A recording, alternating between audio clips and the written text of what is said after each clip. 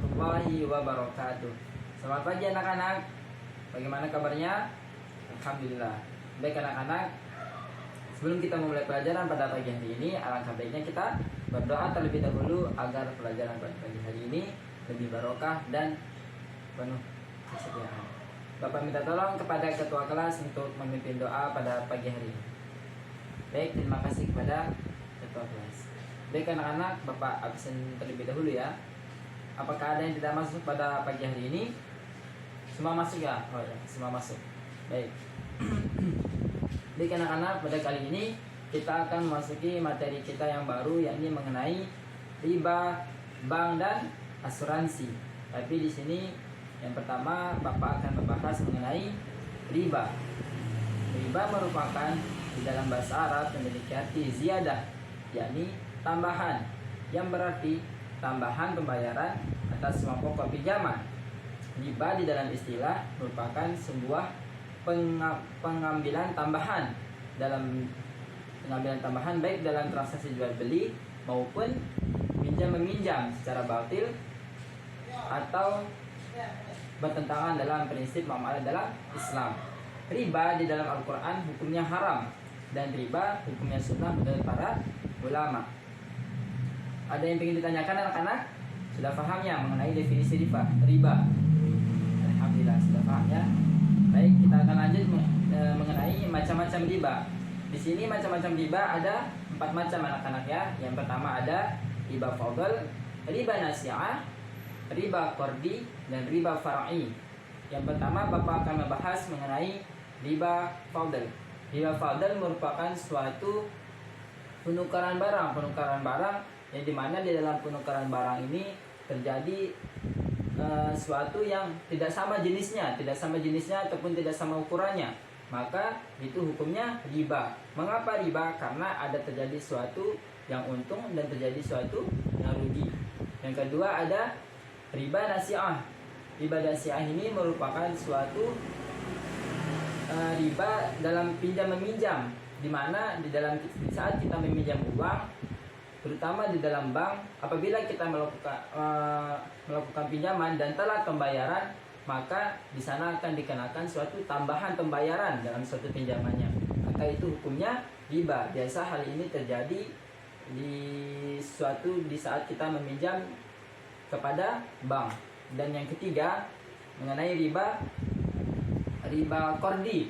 Riba qardi yakni suatu riba yang dimana apabila kita meminjam sesuatu uang atau apapun, itu harus ada syaratnya. Contoh, si A ingin meminjam uang 100 juta kepada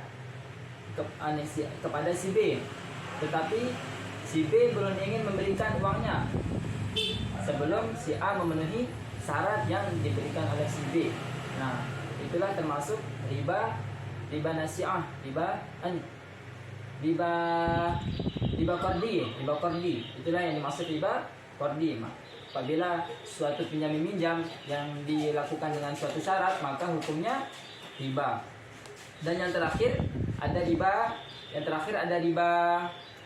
far'i yang dimana apabila kita melakukan suatu transaksi jual beli, dan pada saat itu di saat kita pertemuan suatu transaksi barang, di sana kita melakukan suatu pembayaran terlebih dahulu tanpa adanya barang tersebut yang kita beli, maka hukumnya ialah riba. Jadi apabila kita melakukan suatu transaksi barang, maka lakukanlah dengan ada barang dan ada uang agar tidak terkena hukum riba.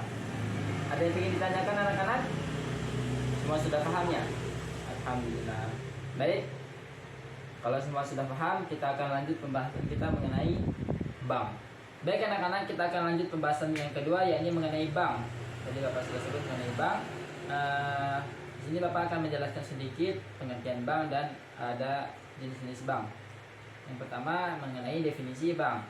Bank merupakan sebuah himpunan dana yang diambil dari masyarakat dalam bentuk simpanan,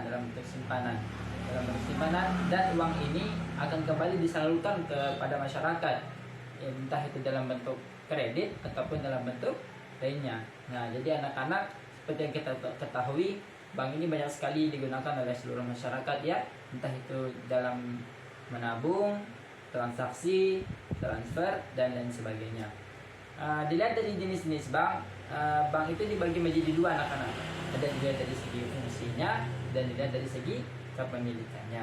Ada juga istilah sebutan bank syariah. Nah, bank syariah ini yang dimana ada agama-agamanya lah, ada syariah-syariahnya. Dimana kita lihat di sana apabila kita masuk bank syariah pasti akan salam, dan dilihat dari segi pegawainya semua menggunakan. Nah, jadi seperti itu anak-anak.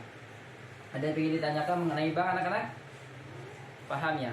Ya, intinya bank itu tempat kita menyalurkan dana, menyimpan uang, ataupun transaksi ataupun transfer. Paham ya? Alhamdulillah. Baik anak-anak, kita akan lanjut ke pembahasan kita yang terakhir, yakni mengenai asuransi. Ini Bapak akan menjelaskan definisi asuransi dan bagaimana asuransi dalam Islam. Yang pertama, definisi asuransi secara umum. Asuransi ini merupakan suatu perjanjian tanggungan bersama yang dilakukan oleh dua pihak atau lebih. Dan apabila pihak yang satu akan menerima suatu pembayaran, anak-anak akan menerima suatu pembayaran apabila yang terkena suatu musibah. Nah, jadi seperti itu anak-anak ya. Asuransi ini merupakan suatu penanggungan yang kita lakukan dengan ikatan. Apabila suatu saat kita terkena suatu musibah, maka pihak dari asuransi ini akan memberikan kita dana tanggungan terhadap musibah yang terjadi. Jadi anak-anak, di dalam asuransi ini sudah terdata ya, apabila kita terkena musibah A, maka tanggungan kita akan dapat seperti bla bla bla bla.